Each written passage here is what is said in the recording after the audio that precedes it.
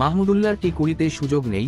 নান্নু মাহমুদুল্লাহর নেতৃত্বে 2021 সালের টি20 বিশ্বকাপ খেলে বাংলাদেশ, কিন্তু পরের বছরের বিশ্বকাপে জায়গা হয়নি তার।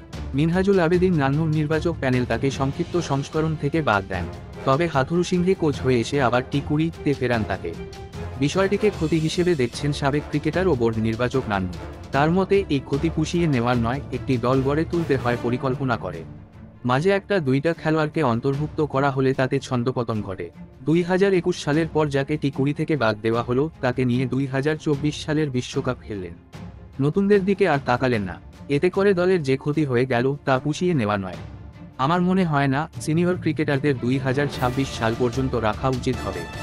বিশেষ করে মাহমুদুল্লাহকে টি20 সংস্করণে নেওয়ার সুযোগ দেখি না। সাকিবের পারফরমেন্স নিয়ে তিনি বলেন, টি20 বিশ্বকাপে সাকিব সবচেয়ে খারাপ পারফরমেন্স করেছে এবার।